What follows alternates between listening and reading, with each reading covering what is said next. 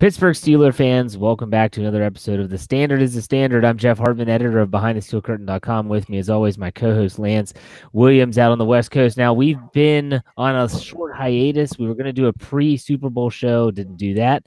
But we're here. We're back. The Super Bowl's over. The season is over. Super Bowl 52 just wrapped up. The New England Patriots lose. Womp, womp, womp. I honestly feel that the Pittsburgh Steelers fans celebrated just a tad bit less than what they would if the Steelers would have won the Super Bowl just because the Patriots lost. I know, Lance, you weren't about to root for Philly. You certainly weren't going to root for New England. So I'm curious what your thoughts were of the game itself and of the outcome. I was ecstatic that the Patriots lost. My mug is on Instagram. There's a photo of me on Instagram cheesing and saying this is what it looks like when you still have the most championships. So I'm glad that the Steelers still have 6, the Pats have 5, and that defense is terrible, and the defense has been pretty bad for years.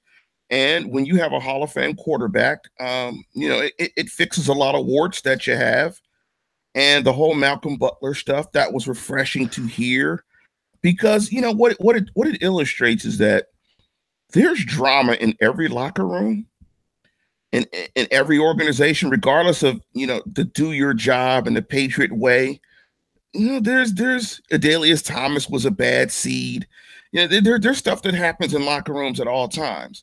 And we may not ever get what happened truly, but I don't care, because the backup got torched, they lost, and the Steelers have 6 Super Bowls. You're right, though. You bring up the Malcolm Butler thing, which was absolutely mind-boggling. I don't buy the excuse of, well, I'm going to do what's best for the team. Because if you're going to do what's best for the team, you're going to play your best defensive back, period. And I also don't buy the entire, well, it might have been disciplinary. He would have had to do something so bad. I mean, he sat him out the entire Super Bowl. This isn't week 10 and he's sending a message. This is the Super Bowl. Everything's on the table. And you said, yeah, I think we can win with a backup cornerback. And guess what? You did not. And it was bad.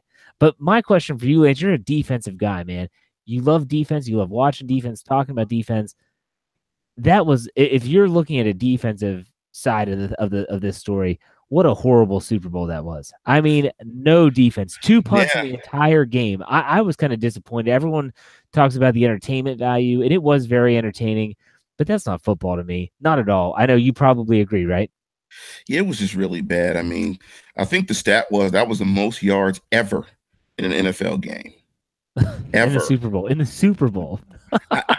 I thought, and it was in the Super Bowl, ever. I mean, ever in a Super Bowl. You're talking about 2 teams that have 14 wins, I believe, on the season. I mean, you're talking about 2 number 1 seeds, almost 1,200 yards of offense. I mean, the rules make it very difficult to play defense. And that's something that the Steelers owner, Art Rooney II, said when he gave his sort of talking points about the Steelers. But, it's hard to play defense. And, that's no excuse to not play it. But a defense as good as Philadelphia's has been all year, I mean, it's tough. And, New England didn't play well, but, you got a backup quarterback guy going 41-38 in the NFC Championship in the Super Bowl. That's an indictment on the Steelers' offense as well. That's an indictment on defense. I mean, you can say so many things from the lack of defense and from those offensive performances. It's just out of this world right now. It is, and I don't understand. I just can't believe 2 punts. There were only 2 punts in that football game for both teams. That's absurd. If you like defensive football, boy, don't watch that game. That was bad. You can say what you want about the rules and all that. It was poor execution, but I did think that both offensive coordinators had tremendous games. I thought that, boy, man, I'm going to say this as plain as day. Peterson has huge cojones for doing what he did in the Super Bowl, going for it on 4th down 2 times, but the gutsiest call of them all was the 4th and 1 on your own 35, 40-yard line with 5 minutes left in the game. I got to say, I'm watching that thinking Mike Tomlin punts this ball. He punts it. It's just the way he coaches, and that's fine. But boy, I mean, man, that takes some big marbles, as they said in Major League Two, if you remember that movie. You know It what, was a Jeff? huge call, man. I mean, he had faith in his team. That's what I loved. He said, "I trust my guys to go out and get a yard," and they did, for him. And you know what, Jeff? I think what made the call a little bit easier, that defense at that point in the game had no ghost of a chance. I mean, they were getting carved up. And they were getting carved up. New England was giving it to them any which way but loose. And so, I mean, they had to possess the football. You give it back to Brady, they go up 2 scores, Super Bowl's over. Because they were licking their chops. They're like, oh, if you punt, oh, we're going 90. Yeah. We're going to beat you. So kudos to the Philadelphia Eagles. The state of Pennsylvania gets another Super Bowl. That's 7 for the state. And it's just good New England doesn't have a 6 because, boy, I did not want to hear that, boy. Chowderheads. Hey, now, I do think this from an offensive standpoint, and I do like watching offense, like talking about offense. I think the Steelers and Randy Fichtner, it's Fichtner, by the way. Last time we were on, I said Fichtner or whatever. Fichtner, F-E-E-T is the like phonetic spelling of Fichtner. That's easy to say. That is easy. Even you can say that. Yeah, Fichtner. Yeah. If I'm Ben Roethlisberger, Antonio Brown, Coach Fichtner, as I just mentioned, I'm watching that Super Bowl and I'm looking at the Eagles because, in my opinion, the Steelers have a better offensive line. They clearly have a better quarterback. They have better weapons on the outside. Now, they're comparable because you have Alshon Jeffrey. Torrey Smith has kind of reinvented himself in Philadelphia. The other wide receiver is, man, I can't think of his name. Algor. Yeah, they have 3 good receivers and a running back tandem that is, or actually a trio, as we found out in the Super Bowl, that's pretty good. The Steelers, I think, schematically match up well with what the Eagles do. My goodness, take a page out of their book because with Carson Wentz, I think you had a lot of those, he would run the football out of the backfield. They would do a lot of the read play action type things. But when Nick Foles took over in the playoffs, they really changed their offensive playbook. The Steelers could copy that. They really did a great job opening up players like Zach Ertz, getting their playmakers the football when they needed it the most. And I thought the actual execution in the setup of the plays was just genius on more than one occasion. So hopefully the Steelers were watching. And it has nothing to do with the Patriots. It has everything to do with being an efficient offense. And that's what I saw from both New England and Philadelphia, but especially Philly. I was very impressed. What did you think about that? I would agree. I just want the Steelers to get more out of the scheme where you can depend on the scheme as well to assist and aid players where the scheme helps. I think too often in the Steelers offense, it's based on incredible feats by individual players. And I was really impressed with what New England does, particularly out of base personnel.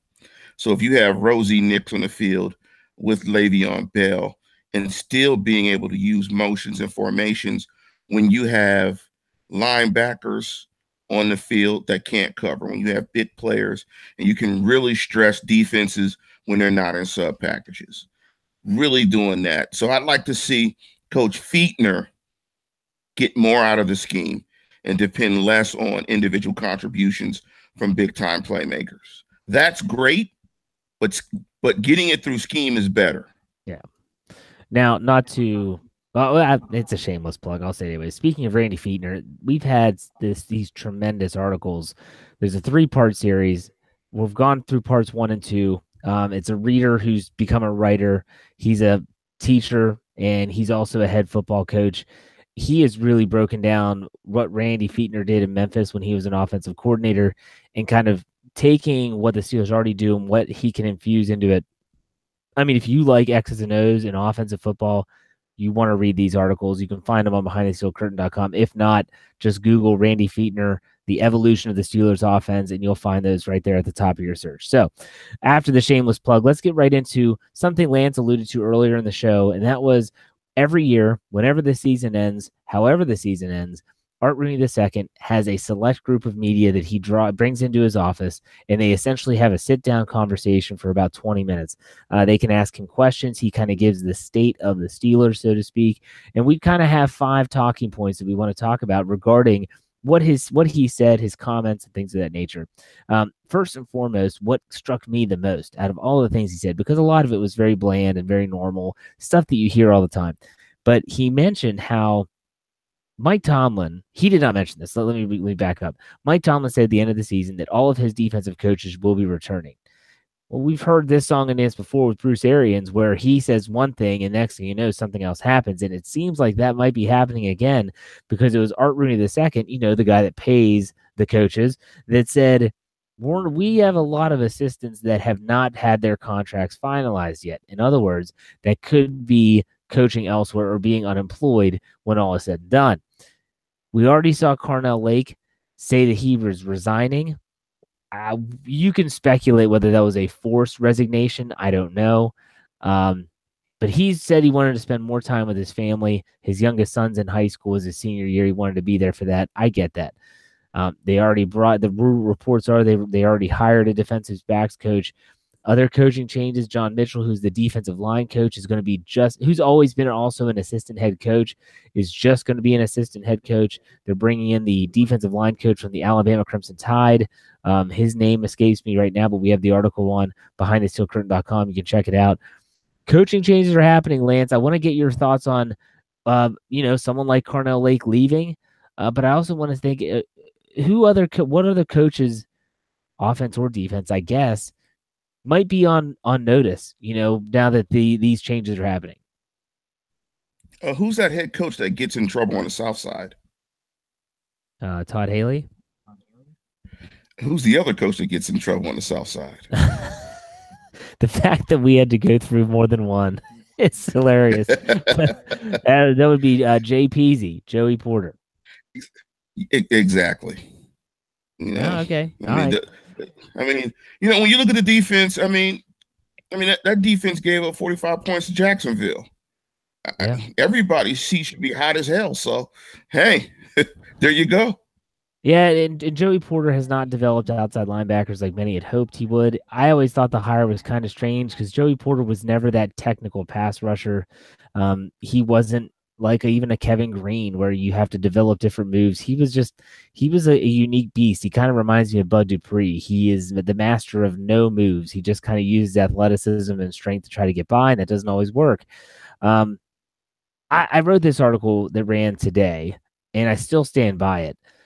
With every coaching change that is made, whether it's Todd Haley leaving, Carnell Lake resigning, and possibly someone like Joey Porter not being brought back, the Steelers are left with less and less excuses. Ben Roethlisberger cannot go on his Tuesday radio show during next season and complain about the play calling because guess what, Ben? This is what you wanted. This is exactly what you wanted. You wanted Randy Fichtner as the guy. You wanted Todd Haley gone, so you get it.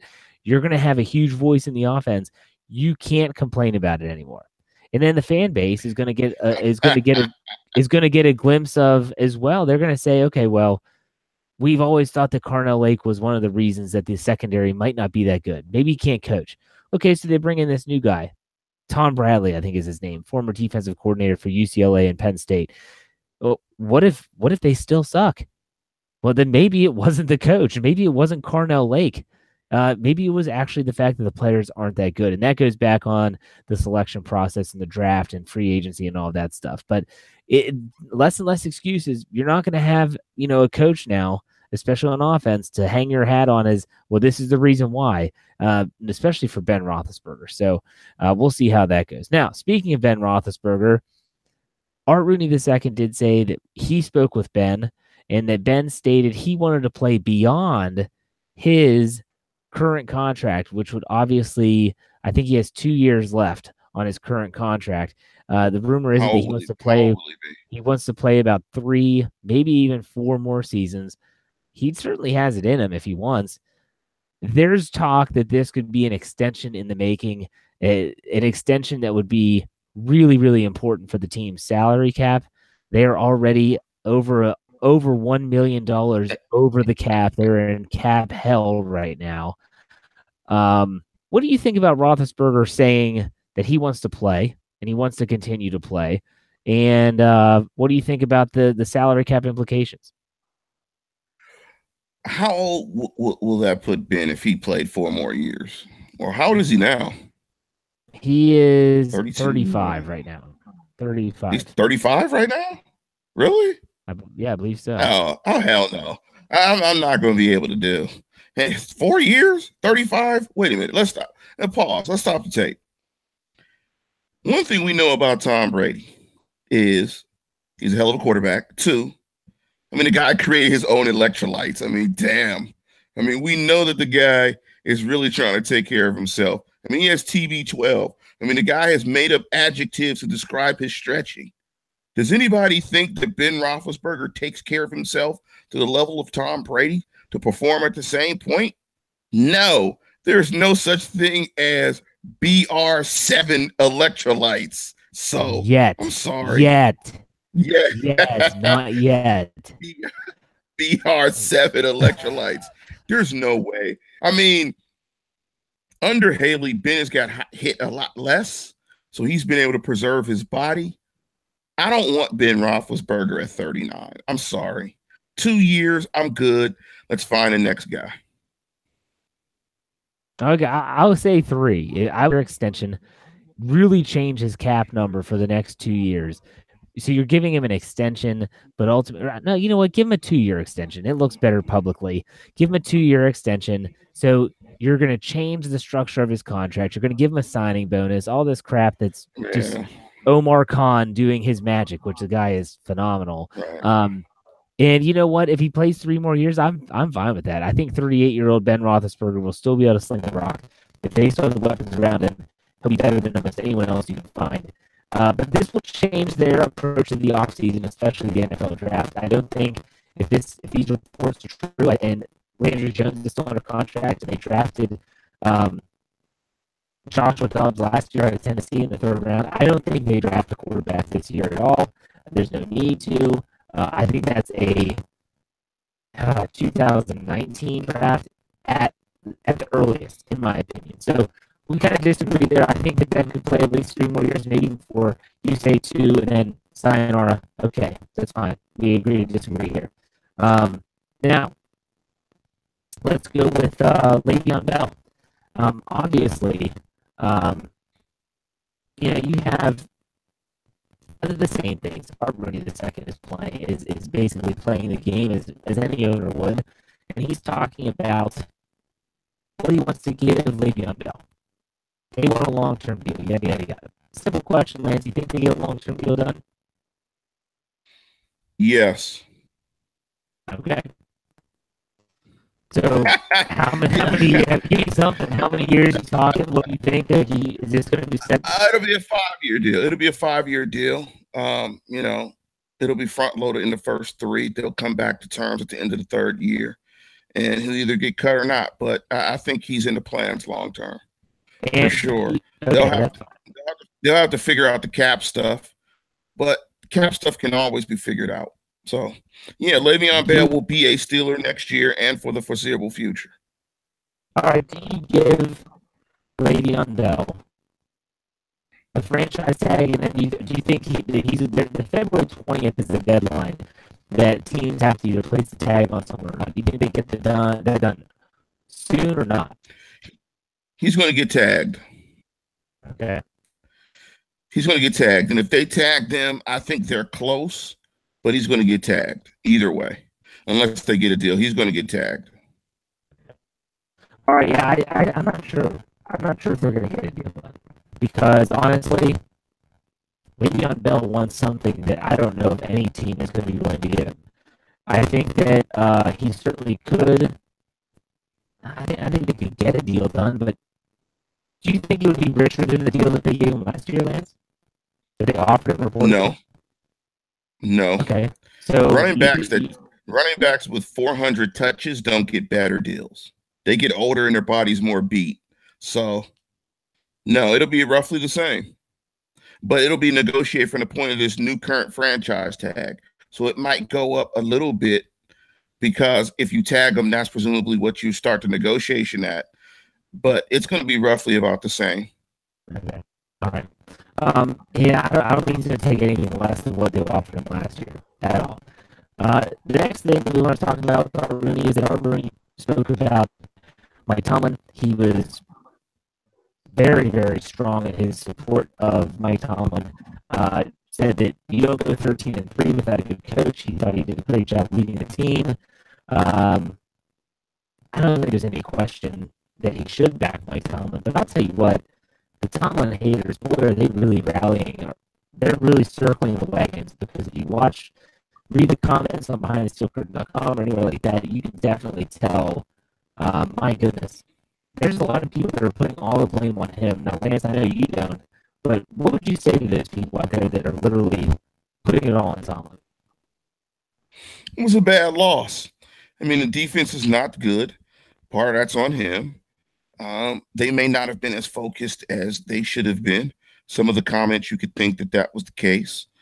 It was a bad loss, period. They went 13-3. They've won last two divisions. I mean, the guy has 116 wins. That's not to say that he's unfireable. That's just to say, why would you fire him, though? I mean, you lost a playoff game. I don't mean to just sweep that under the rug, but the reality of it is this. There's one champion. It's the Eagles. You don't play for second place, but you do realize there's one champion. And the thought that you could just bring someone in here and it necessarily be the magic panacea, well, you know, you might be disappointed. The guy's a good coach. Is there some things he needs to improve on? Absolutely. Some of his illogical, logical decisions make no absolute sense. Some of the clock management stuff is bad. But they win. They haven't won the big one in a while, but they win a lot of games. They're in the dance. They're putting themselves in position to win Super Bowls every single year. And the reason why the Rooneys are such a good ownership group is they realize I'm going to dance with the guy that gets me to the dance all the time because I need cracks at it. I need tickets. The more tickets I get, the better chance I get to actually winning it.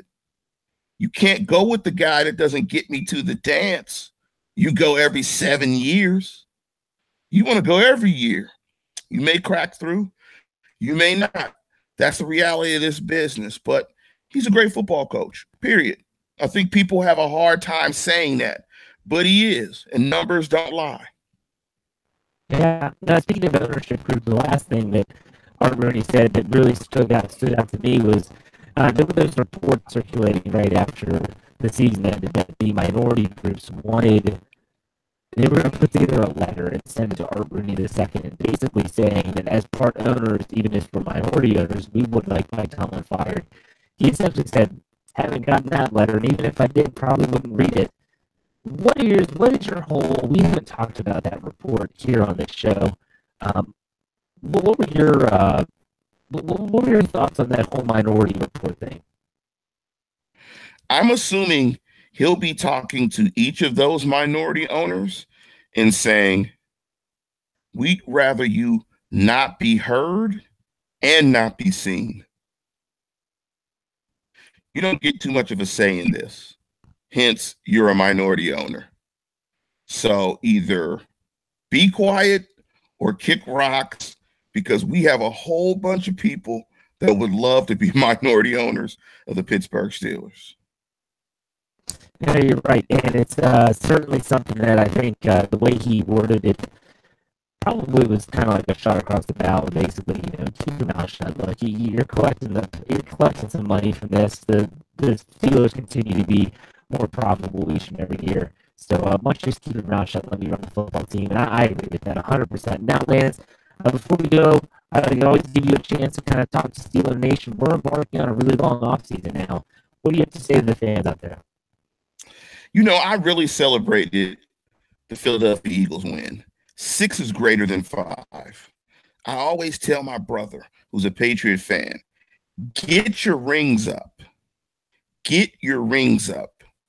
But we shouldn't be this happy about another team winning it. When you have the most, the bar has to be set higher, and the focus always has to be on you.